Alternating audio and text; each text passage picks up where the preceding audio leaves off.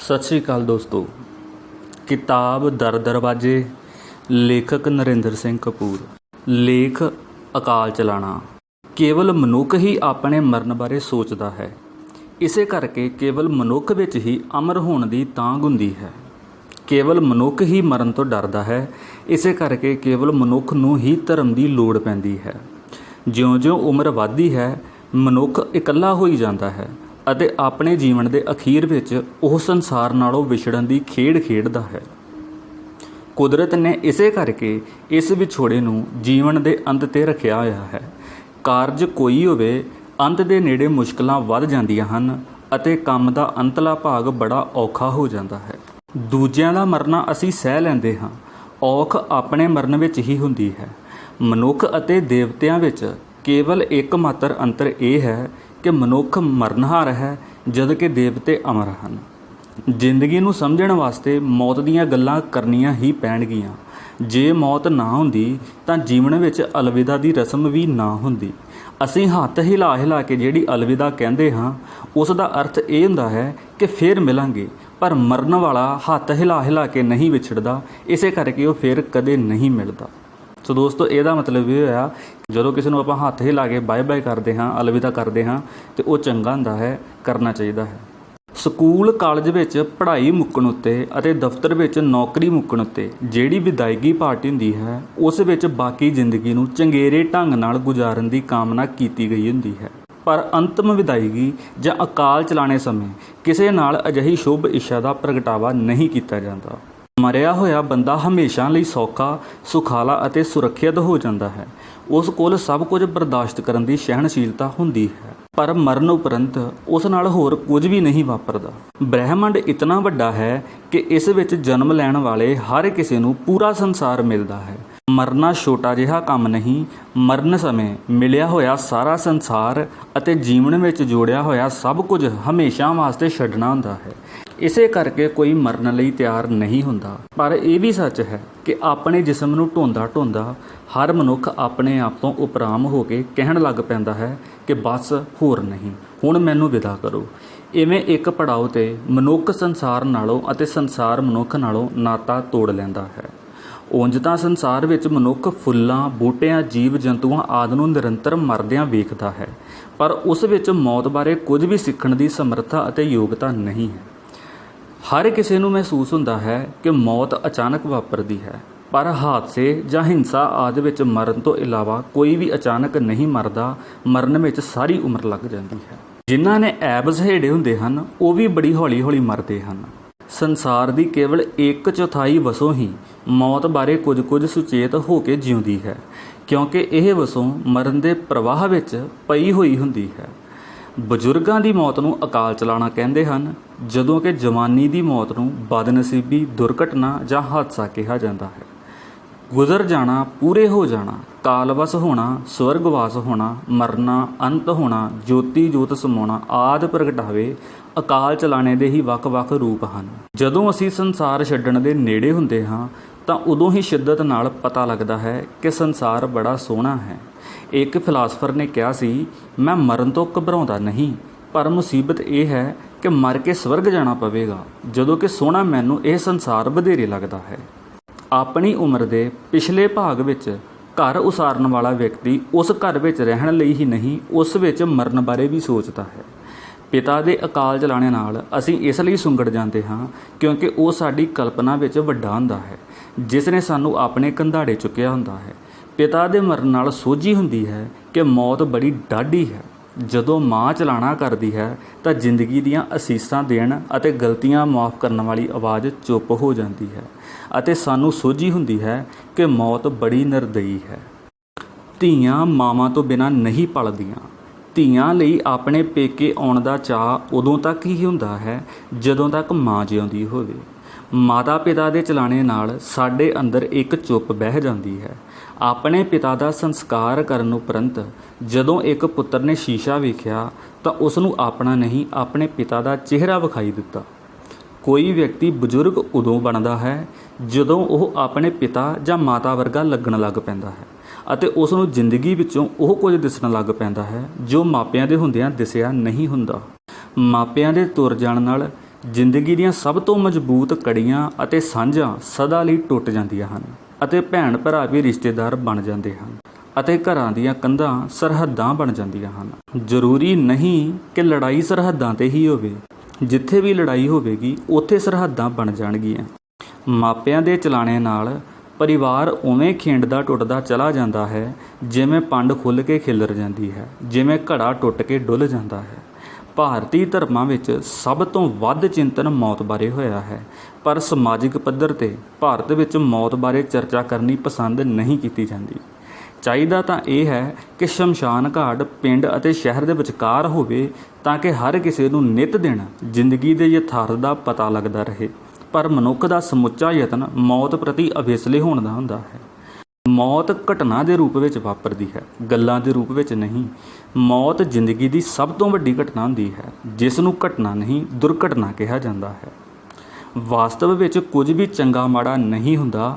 ਜਿਹੜਾ ਵਰਤਾਰਾ ਸਾਡੀ ਲੋੜ ਪੂਰੀ ਕਰੇ ਉਸ ਨੂੰ ਚੰਗਾ ਅਤੇ ਜਿਹੜਾ ਲੋੜ ਪੂਰੀ ਨਾ ਕਰੇ ਉਸ ਨੂੰ ਮਾੜਾ ਕਿਹਾ ਜਾਂਦਾ ਹੈ। ਮੌਤ ਦੇ ਸਬੰਧ ਵਿੱਚ ਚੰਗੀ ਗੱਲ ਇਹ ਹੈ ਕਿ ਨਰਕ ਕੋਈ ਨਹੀਂ, ਪਰ ਮਾੜੀ ਗੱਲ ਇਹ ਹੈ ਕਿ ਸਵਰਗ ਵੀ ਕੋਈ ਨਹੀਂ।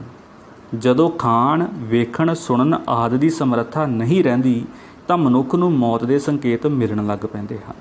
ਹਰ ਵੇਲੇ ਰਹਿਣ ਵਾਲਾ ਦਰਦ ਅਤੇ ਨਾ ਠੀਕ ਹੋਣ ਵਾਲੀ ਸੱਟ ਫੇਟ ਨਾਲ ਸਾਡੇ ਵਿਹਾਰ ਉੱਤੇ ਰੋਕਾਂ ਲੱਗਦੀਆਂ ਹਨ। ਜਿਉਂ-ਜਿਉਂ ਬਿਮਾਰੀ ਮਜ਼ਬੂਤ ਹੁੰਦੀ ਜਾਂਦੀ ਹੈ ਤਿਉਂ-ਤਿਉਂ ਬੰਦਾ ਕਮਜ਼ੋਰ ਹੁੰਦਾ ਜਾਂਦਾ ਹੈ ਅਤੇ ਸਾਡੇ ਕਾਰਜਾਂ ਦਾ ਘੇਰਾ ਸੁੰਗੜਨ, ਮਿਲਣ ਗਿਲਣ ਵਾਲਿਆਂ ਨਾਲ ਨੇੜਤਾ ਘਟਣ ਅਤੇ ਆਪਣਿਆਂ ਨਾਲ ਵਿੱਥ ਵਧਣ ਲੱਗ ਪੈਂਦੀ ਹੈ। ਇੱਕ ਪੜਾਅ 'ਤੇ ਆ ਕੇ ਸਾਡਾ ਮਨ ਅਤੇ ਸਰੀਰ ਵੀ ਆਪਸ ਵਿੱਚ ਰੁੱਸ ਜਾਂਦੇ ਹਨ। ਆਮ ਕਰਕੇ ਮਨੁੱਖ ਬਿਮਾਰੀ ਨਾਲ ਨਹੀਂ ਮਰਦਾ। ਜਦੋਂ ਮਰਨਾ ਹੁੰਦਾ ਹੈ ਉਸ ਤੋਂ ਪਹਿਲਾਂ ਉਹ ਕੋਈ ਬਿਮਾਰੀ ਸਹੇੜ ਲੈਂਦਾ ਹੈ। ਬਿਮਾਰੀ ਸਾਨੂੰ ਆਪਣੇ ਆਪ ਨਾਲ ਗੱਲਾਂ ਕਰਨ ਅਤੇ ਅਣਜੀਵੇ ਜੀਵਨ ਬਾਰੇ ਸੋਚਣ ਦਾ ਅਵਸਰ ਦਿੰਦੀ ਹੈ। ਛੱਪੜ ਦੇ ਪਾਣੀ ਵਾਂਗ ਸੁੱਕਦਾ ਜਾਂਦਾ ਮਨੁੱਖ ਜਿਉਂ-ਜਿਉਂ ਮੌਤ ਵੱਲ ਵੱਧਦਾ ਹੈ ਉਹ ਜ਼ਿੰਦਗੀ ਨੂੰ ਵਧੇਰੇ ਘੁੱਟ ਕੇ ਫੜਨ ਲੱਗ ਪੈਂਦਾ ਹੈ। ਚਲਾਣਾ ਕਰ ਰਹੇ ਇੱਕ ਬਜ਼ੁਰਗ ਦਾ ਇੱਕ ਵਾਰੀ ਜਦੋਂ ਮੈਂ ਹੱਥ ਘੁੱਟਿਆ ਤਾਂ ਆਖਰੀ ਸਾਹਾਂ ਵਿੱਚ ਹੋਣ ਦੇ ਬਾਵਜੂਦ ਉਹ ਬਜ਼ੁਰਗ ਕਹਿਣ ਲੱਗੇ, ਮੈਂ ਤੇਰੇ ਨਾਲ ਹਾਂ, ਤੂੰ ਮੇਰੇ ਨਾਲ ਰਹੀਂ। ਪੁੱਤਰ ਭਾਵੇਂ 80 ਸਾਲਾਂ ਦਾ ਹੋ ਕੇ ਮਰੇ, ਪਰ ਮਾਂ ਇਹੀ ਕਹੇਗੀ, ਹਾਏ ਓ ਮੇਰੇ ਗੱਭਰੂਆ ਪੁੱਤਾ, ਤੇਰੀ ਥਾਂ ਮੈਂ ਮਰ ਜਾਂਦੀ। ਇੱਕ ਇਸਤਰੀ 90 ਸਾਲ ਦੇ ਪਿਤਾ ਦੇ ਚਲਾਣੇ 'ਤੇ ਰੋਂਦਿਆਂ ਕਹਿ ਰਹੀ ਸੀ, ਉਹਨਾਂ ਦੇ ਹੁੰਦਿਆਂ ਸਾਨੂੰ ਲੱਗਿਆ ਹੀ ਨਹੀਂ ਸੀ ਕਿ ਅਸੀਂ ਆਪ ਇਤਨੇ ਵੱਡੇ ਹੋ ਗਏ ਹਾਂ। ਉਹ ਆਪ ਕਿਹਾ ਕਰਦੇ ਸਨ ਕਿ ਮੈਂ 100 ਸਾਲ ਪੂਰੇ ਕਰਾਂਗਾ। ਇਸ ਇਸਤਰੀ ਨੂੰ ਪਿਤਾ ਦੇ ਮਰਨ ਦਾ ਦੁੱਖ ਨਹੀਂ ਸੀ, ਪਿਤਾ ਵੱਲੋਂ 100 ਸਾਲ ਪੂਰੇ ਨਾ ਕਰਨ ਦੀ ਚਿੰਤਾ ਸੀ। ਪਿਤਾ ਦੇ ਜਿਉਂਦਿਆਂ ਸੰਤਾਨ ਕਦੇ ਆਪਣੇ ਮਰਨ ਬਾਰੇ ਨਹੀਂ ਸੋਚਦੀ। ਜਾਣ ਵਾਲਾ ਚਲਾ ਜਾਂਦਾ ਹੈ, ਪਰ ਉਸ ਦਾ ਬਣਾਇਆ ਅਤੇ ਜੋੜਿਆ ਹੋਇਆ ਸਭ ਕੁਝ ਇੱਥੇ ਹੀ ਰਹਿ ਜਾਂਦਾ ਹੈ, ਜਿਸ ਵਿੱਚੋਂ ਸਾਨੂੰ ਜਾਣ ਵਾਲੇ ਦੇ ਝਾਵਲੇ ਪੈਂਦੇ ਰਹਿੰਦੇ ਹਨ। ਸੰਸਕਾਰ ਕਰਨ ਉਪਰੰਤ ਚਲਾਣਾ ਕਰ ਜਾਣ ਵਾਲੇ ਦੇ ਕਮਰੇ ਵਿੱਚ ਜਾਈਏ ਤਾਂ ਕਮਰਾ ਭਾਵੇਂ ਖਾਲੀ ਖੁੱਲ੍ਹਾ ਪ੍ਰਤੀਤ ਹੁੰਦਾ ਹੈ, ਪਰ ਉਸ ਦੀਆਂ ਨਿੱਜੀ ਚੀਜ਼ਾਂ ਵਸਤਾਂ ਵਿੱਚੋਂ ਉਹ ਆਪ ਵਿਖਾਈ ਦਿੰਦਾ ਹੈ। ਇਸ ਕਮਰੇ ਦੀ ਸਫਾਈ ਕਰਦਿਆਂ ਅਕਸਰ ਸਾਂਭਣਯੋਗ ਅਤੇ ਤਿਆਗਣਯੋਗ ਚੀਜ਼ਾਂ ਦੀਆਂ ਢੇਰੀਆਂ ਲਾਈਆਂ ਜਾਂਦੀਆਂ ਹਨ, ਪਰ ਝੱਟ ਮਗਰੋਂ ਹੀ ਤਿਆਗਣਯੋਗ ਚੀਜ਼ਾਂ ਮੁੜ ਸਾਂਭਣਯੋਗ ਚੀਜ਼ਾਂ ਵਿੱਚ ਸ਼ਾਮਲ ਹੋ ਜਾਂਦੀਆਂ ਹਨ। ਪਤਨੀ ਦੇ ਮਰਨ 'ਤੇ ਸਭ ਤੋਂ ਉਦਾਸ ਥਾਂ ਰਸੋਈ ਹੁੰਦੀ ਹੈ, ਜਦੋਂ ਕਿ ਪਤੀ ਦੇ ਮਰਨ 'ਤੇ ਪਤਨੀ ਨੂੰ ਪਤੀ ਦੇ ਕੱਪੜਿਆਂ ਦੀ ਅਲਮਾਰੀ ਅਤੇ ਉਸ ਦੀ ਹਰੇਕ ਚੀਜ਼ ਬਹੁਤ ਉਦਾਸ ਕਰਦੀ ਹੈ। ਜੇ ਮਾਪੇ ਸੰਤਾਨ ਦੀ ਹਾਜ਼ਰੀ ਵਿੱਚ ਮਰਨ ਤਾਂ ਸੰਤਾਨ ਵਿੱਚ ਮੌਤ ਦਾ ਡਰ ਘਟ ਜਾਂਦਾ ਹੈ। ਮਰਨ ਸਮੇਂ ਨੀਂਦਰ ਜਿਹੀ ਆ ਜਾਂਦੀ ਹੈ, ਪਰ ਇਸ ਨੀਂਦਰ ਉਪਰੰਤ ਮਨੁੱਖ ਫਿਰ ਕਦੇ ਵੀ ਜਾਗਦਾ ਨਹੀਂ। ਰਿਸ਼ੀ ਮੁਨੀ ਹਰ ਰੋਜ਼ ਸੌਣ ਸਮੇਂ, ਮਰਨ ਅਤੇ ਸਵੇਰੇ ਜਾਗਣ ਸਮੇਂ ਜਨਮ ਲੈਣ ਦਾ ਅਭਿਆਸ ਕਰਿਆ ਕਰਦੇ ਸਨ। ਧਰਮ ਅਤੇ ਧਾਰਮਿਕ ਗ੍ਰੰਥ ਕਹਿੰਦੇ ਹਨ ਕਿ ਜੇ ਮਰਨਾ ਸਿੱਖ ਲਈਏ ਤਾਂ ਜਿਉਣਾ ਆ ਜਾਂਦਾ ਹੈ। ਜੇ ਸਾਨੂੰ ਇਹ ਸਮਝ ਆ ਜਾਵੇ ਕਿ ਮੈਂ ਕਿਸੇ ਵੇਲੇ ਵੀ ਮਰ ਸਕਦਾ ਹਾਂ ਤਾਂ ਸਾਡਾ ਸਮੁੱਚਾ ਵਿਹਾਰ ਵੱਖਰੀ ਭਾਂਤ ਦਾ ਹੋ ਜਾਵੇਗਾ। ਪਰਿਵਾਰ ਸਾਨੂੰ ਮਰਨ ਵਿੱਚ ਸਹੂਲਤ ਵੀ ਦਿੰਦਾ ਹੈ ਅਤੇ ਰੁਕਾਵਟ ਵੀ ਬਣਦਾ ਹੈ, ਪਰ ਪਰਿਵਾਰ ਰਹਿੰਦਿਆਂ ਵਿਛੋੜੇ ਸਹਿਣਯੋਗ ਹੋ ਜਾਂਦੇ ਹਨ। ਪਰਿਵਾਰ ਵਿੱਚ ਬੱਚੇ ਆਉਂਦੇ ਰਹਿੰਦੇ ਹਨ ਅਤੇ ਬਜ਼ੁਰਗ ਜਾਂਦੇ ਰਹਿੰਦੇ ਹਨ। ਜੇ ਅਸੀਂ 60-65 ਸਾਲ ਦੇ ਹਾਂ ਤਾਂ ਅਸੀਂ ਉਹਨਾਂ ਲੱਖਾਂ ਕਰੋੜਾਂ ਨਾਲੋਂ ਚੰਗੇ ਹਾਂ ਜਿਹੜੇ ਇਸ ਉਮਰ ਨੂੰ ਨਹੀਂ ਅਪੜ ਸਕੇ। ਜੇ ਮਾਤਾ ਪਿਤਾ ਹੁਣੇ ਗੁਜ਼ਰੇ ਹੋਣ ਤਾਂ ਸੋਚੋ ਕਿ ਕਈਆਂ ਦੇ ਤਾਂ ਬਚਪਨ ਵਿੱਚ ਹੀ ਚਲਾਣਾ ਕਰ ਜਾਂਦੇ ਹਨ। ਮਿਲੀ ਜ਼ਿੰਦਗੀ ਦਾ ਸ਼ੁਕਰਾਨਾ ਕਰਨ ਵਾਲਾ ਮਨੁੱਖ ਆਪਣੀ ਜ਼ਿੰਦਗੀ ਦੀ ਤਸੱਲੀ ਵਧਾ ਲੈਂਦਾ ਹੈ। ਅਕਸਰ ਵੇਖਿਆ ਗਿਆ ਹੈ ਕਿ ਪਰਮਾਤਮਾ ਦੀ ਨੇੜਤਾ ਮੰਨਣ ਵਾਲੇ ਕਈ ਚੰਗੇ ਬੰਦੇ ਬੜਾ ਦੁੱਖ ਪਾ ਕੇ ਮਰਦੇ ਹਨ। ਇਸ ਬਾਰੇ ਧਰਮ ਕਹਿੰਦਾ ਹੈ ਕਿ ਦੁੱਖ ਸਜ਼ਾ ਨਹੀਂ, ਪਰਮਾਤਮਾ ਦੇ ਨੇੜੇ ਹੋਣ ਦੀ ਕੀਮਤ ਹੈ। ਨਿਰਸੰਦੇਹ ਜਿਸ ਨੇ ਵੀ ਜੀਵਨ ਕਮਾਇਆ ਹੈ, ਘਾਲਣਾ ਘਾਲੀ ਹੈ, ਉਸ ਨੂੰ ਦੁੱਖ ਸਹਿਣੇ ਪਏ ਹਨ। ਜਦੋਂ ਮਨੁੱਖ ਕਹਿੰਦਾ ਹੈ ਕਿ ਚੰਗੇ ਬੰਦੇ ਆਰਾਮ ਨਾਲ ਮਰਨ ਅਤੇ ਭੈੜੇ ਬੰਦੇ ਦੁੱਖ ਭੋਗਣ, ਤਾਂ ਉਹ ਆਪਣੇ ਭੈੜੇ ਹੋਣ ਦੇ ਬਾਵਜੂਦ ਵੀ ਆਪਣੇ ਆਪ ਨੂੰ ਚੰਗੇ ਬੰਦਿਆਂ ਵਿੱਚ ਹੀ ਗਿਣ ਰਿਹਾ ਹੁੰਦਾ ਹੈ। ਮੇਰੀ ਰਿਸ਼ਤੇਦਾਰੀ ਵਿੱਚੋਂ ਇੱਕ ਭੂਆ ਹੁੰਦੀ ਸੀ ਜਿਹੜੀ ਲੋਕਾਂ ਨੂੰ ਬੜੀ ਸੌਖ ਨਾਲ ਬੜਾ ਤੰਗ ਕਰਦੀ ਸੀ।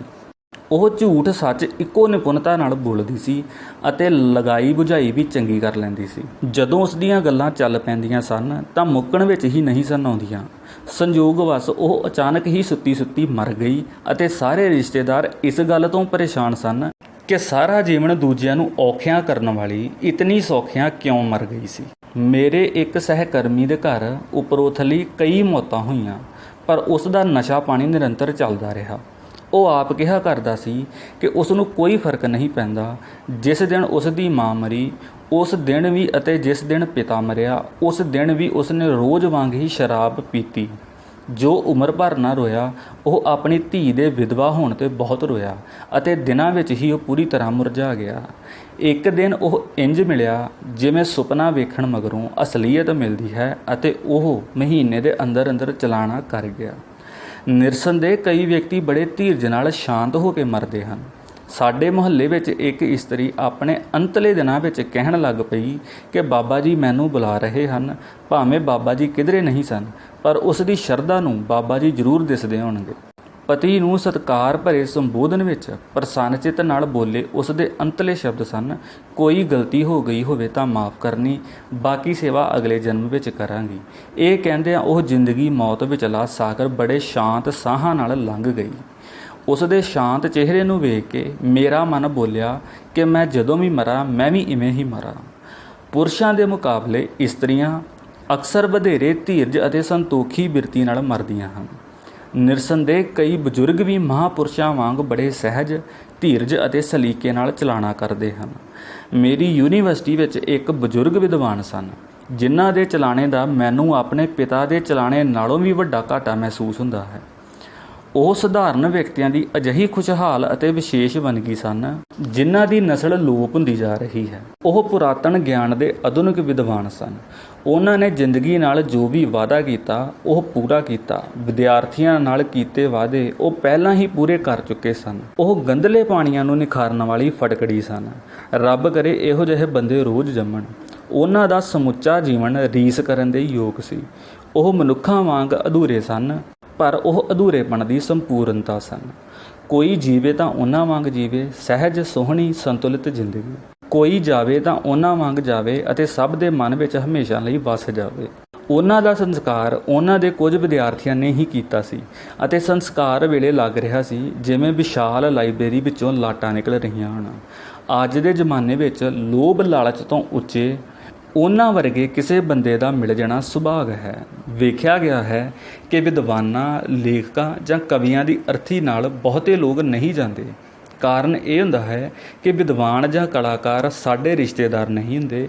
ਰਿਸ਼ਤੇਦਾਰਾਂ ਨਾਲ ਸਾਡਾ ਸੰਬੰਧ ਵਿਖਾਵੇ ਦਾ ਹੁੰਦਾ ਹੈ। ਉਹਨਾਂ ਦੇ ਸੰਸਕਾਰ ਜਾਂ ਭੋਗ 'ਤੇ ਅਸੀਂ ਦਿਸਣ ਲਈ ਜਾਂਦੇ ਹਾਂ। ਉਹਨਾਂ ਨਾਲ ਸਾਨੂੰ ਉਤਨੀ ਹਮਦਰਦੀ ਨਹੀਂ ਹੁੰਦੀ ਜਿਤਨੀ ਅਸੀਂ ਪ੍ਰਗਟਾਉਂਦੇ ਹਾਂ। ਕਵੀਆਂ, ਕਲਾਕਾਰਾਂ ਨਾਲ ਅਜਿਹਾ ਝੂਠਾ ਵਿਹਾਰ ਕਰਨ ਦੀ ਮਜਬੂਰੀ ਨਹੀਂ ਹੁੰਦੀ। ਰਿਸ਼ਤੇਦਾਰ ਦਾ ਭੋਗ ਪੈਂਦਾ ਹੈ, ਉਹ ਭੁੱਲ ਜਾਂਦਾ ਹੈ, ਪਰ ਕਵੀ, ਕਲਾਕਾਰ ਆਪਣੀਆਂ ਲਿਖਤਾਂ ਵਿੱਚ ਜਿਉਂਦੇ ਹਨ। ਕੋਈ ਮੰਨਦਾ ਹੀ ਨਹੀਂ ਕਿ ਉਹ ਮਰ ਗਏ ਹਨ, ਕਿਉਂਕਿ ਆਪਣੇ ਚੇਤਿਆਂ ਵਿੱਚ ਅਸੀਂ ਉਹਨਾਂ ਨੂੰ ਮਿਲਦੇ ਰਹਿੰਦੇ ਹਾਂ। ਜ਼ਿੰਦਗੀ ਦੀ ਡੂੰਘੀ ਸੂਝ ਤੋਂ ਬਿਨਾਂ ਨਾ ਮੌਤ ਬਾਰੇ ਕੋਈ ਚੰਗੀ ਕਵਿਤਾ ਲਿਖੀ ਜਾ ਸਕਦੀ ਹੈ ਅਤੇ ਨਾ ਹੀ ਜ਼ਿੰਦਗੀ ਬਾਰੇ ਚੰਗੀਆਂ ਗੱਲਾਂ ਕੀਤੀਆਂ ਜਾ ਸਕਦੀਆਂ ਹਨ। ਮੌਤ ਤੋਂ ਬਿਨਾਂ ਜ਼ਿੰਦਗੀ ਨੂੰ ਸੋਚ ਕੇ ਤਾਂ ਵੇਖੋ। ਮੌਤ ਕਾਰਨ ਹੀ ਜ਼ਿੰਦਗੀ ਵਿੱਚ ਸ਼ਿੱਦਤ ਅਤੇ ਜੁੰਬਸ਼ ਹੈ। ਜੀਵਨ ਇਸ ਲਈ ਮੁੱਲਵਾਨ ਹੈ ਕਿਉਂਕਿ ਮੌਤ ਆ ਰਹੀ ਹੈ। ਜੇ ਇਵੇਂ ਨਾ ਹੁੰਦਾ ਤਾਂ ਹਰ ਕਿਸੇ ਨੇ ਹਰ ਕੰਮ ਮੁਲਤਵੀ ਕਰਦੇ ਰਹਿਣਾ ਸੀ। ਕੱਲ੍ਹ ਮੌਤ ਹੋ ਸਕਦੀ ਹੈ, ਇਸ ਲਈ ਅੱਜ ਮਹੱਤਵਪੂਰਨ ਹੈ। ਅਸੀਂ ਆਪਣੇ ਪਿਆਰਿਆਂ ਤੋਂ ਅਤੇ ਸਾਡੇ ਪਿਆਰੇ ਸਾਡੇ ਤੋਂ ਵਿਛੜ ਜਾਣ ਦੇ ਡਰ ਕਰਕੇ ਹੀ ਸਾਨੂੰ ਪਿਆਰੇ ਲੱਗਦੇ ਹਨ।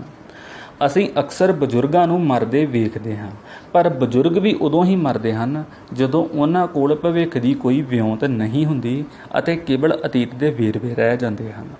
ਬਜ਼ੁਰਗੀ ਉਸ ਉਮਰ ਨੂੰ ਕਹਿੰਦੇ ਹਨ ਜਦੋਂ ਸਾਡੇ ਮਾਪੇ ਮਰ ਚੁੱਕੇ ਹੋਣ ਅਤੇ ਮਰਨ ਦੀ ਵਾਰੀ ਸਾਡੀ ਹੋਵੇ, ਅਤੇ ਜਦੋਂ ਕੋਈ ਨਵਾਂ ਬੰਦਾ ਮਿਲੇ ਤਾਂ ਉਸ ਵਰਗੇ ਕਿਸੇ ਪੁਰਾਣੇ ਬੰਦੇ ਦੀ ਯਾਦ ਆਵੇ।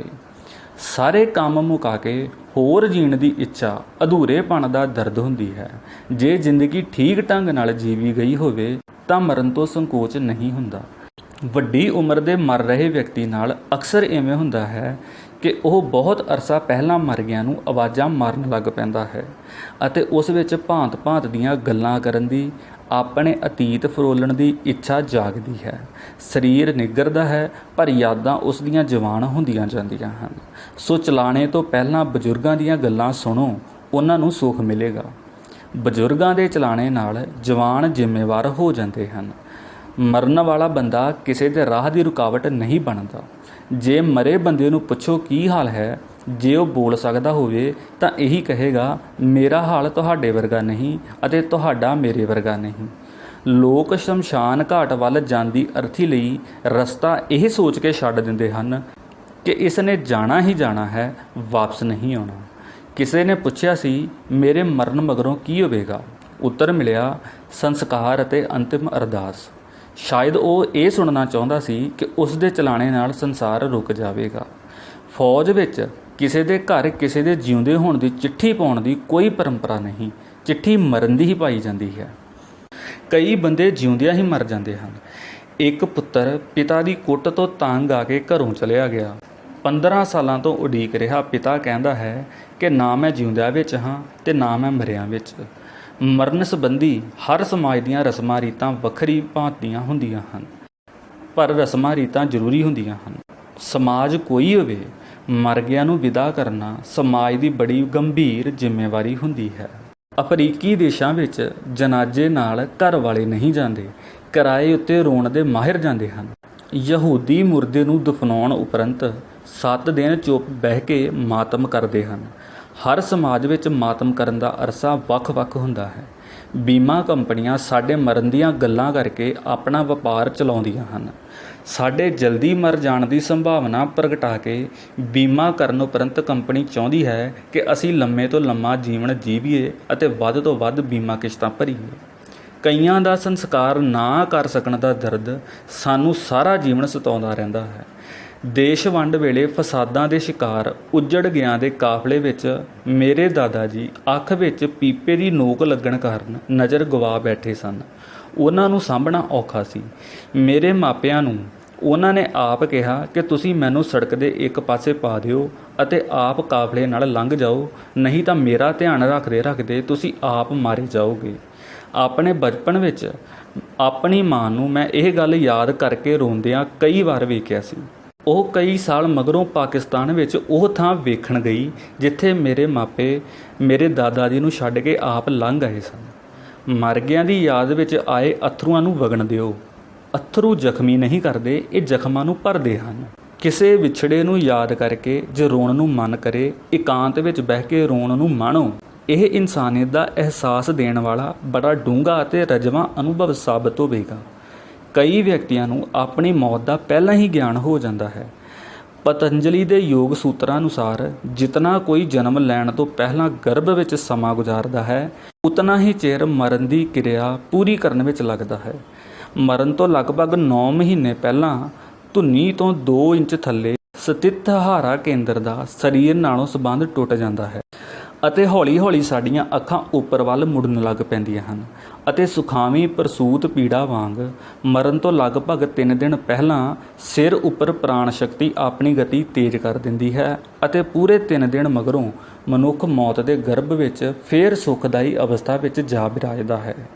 ਯੋਗੀਆਂ ਵਿੱਚ ਇਸੇ ਕਾਰਨ ਮਰਨ ਦਾ ਉਤਸ਼ਾਹ ਅਤੇ ਮੌਤ ਪ੍ਰਤੀ ਸਨਮਾਨ ਹੁੰਦਾ ਹੈ। ਮਰਨ ਬਾਰੇ ਜਿਨ੍ਹਾਂ ਗੱਲਾਂ ਤੋਂ ਅਸੀਂ ਡਰਦੇ ਹਾਂ, ਉਹਨਾਂ ਦੀ ਕੋਈ ਤਾਕਤ ਨਹੀਂ ਹੁੰਦੀ।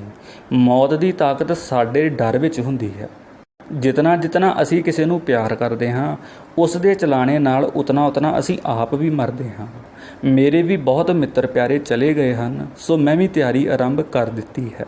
ਜਦੋਂ ਸੋਚਦਾ ਹਾਂ ਮੇਰੇ ਮਰਨ 'ਤੇ ਕੌਣ ਰੋਵੇਗਾ ਤਾਂ ਖਿਆਲ ਆਉਂਦਾ ਹੈ ਥੋੜ੍ਹੇ ਜਿਹੇ ਹਨ ਜਿਹੜੇ ਮੈਨੂੰ ਪਿਆਰ ਕਰਦੇ ਹਨ, ਕਈ ਮੈਨੂੰ ਨਫ਼ਰਤ ਵੀ ਕਰਦੇ ਹਨ ਅਤੇ ਕਈ ਫੈਸਲਾ ਨਹੀਂ ਕਰ ਰਹੇ ਕਿ ਉਹ ਮੈਨੂੰ ਪਿਆਰ ਕਰਨ ਜਾਂ ਨਫ਼ਰਤ।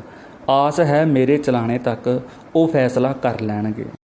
ਆਪਣੇ ਬਾਰੇ ਮੈਨੂੰ ਪੱਕਾ ਪਤਾ ਹੈ ਕਿ ਕੁਝ ਘੜੀਆਂ, ਪਲਾਂ, ਦਿਨਾਂ, ਮਹੀਨਿਆਂ, ਸਾਲਾਂ ਦੀ ਹੀ ਗੱਲ ਹੈ। ਹੋਰਾਂ ਵਾਂਗ ਮੈਂ ਵੀ ਇੱਕ ਦਿਨ ਤੁਰ ਜਾਣਾ ਹੈ, ਪਰ ਭਰਪੂਰ ਤਸੱਲੀ ਹੈ ਕਿਉਂਕਿ ਜੀਵਨ ਵਿੱਚ ਬਹੁਤ ਕੁਝ ਮਿਲਿਆ ਹੈ। ਮੌਤ ਬਹੁਤ ਥੋੜ੍ਹਾ ਜਿਹਾ ਹੀ ਖੋ ਸਕੇਗੀ। ਸੋ ਦੋਸਤੋ, ਇਸ ਦੇ ਨਾਲ ਇਹ ਲੇਖ ਖਤਮ ਹੁੰਦਾ ਹੈ। ਸੋ ਦੋਸਤੋ, ਬਹੁਤ ਹੀ ਵਧੀਆ ਗੱਲਾਂ ਨੇ ਜਿਨ੍ਹਾਂ ਬਾਰੇ ਹਰ ਇਨਸਾਨ ਨੂੰ ਜ਼ਰੂਰ ਸੋਚਣਾ ਅਤੇ ਗੌਰ ਕਰਨਾ ਚਾਹੀਦਾ ਹੈ। ਸੋ ਵੀਡੀਓ ਨੂੰ ਪੂਰਾ ਦੇਖਣ ਲਈ ਧੰਨਵਾਦ, ਤੇ ਹੋਰਾਂ ਨਾਲ ਵੀ ਸ਼ੇਅਰ ਜ਼ਰੂਰ ਕਰਿਓ। ਧੰਨਵਾਦ।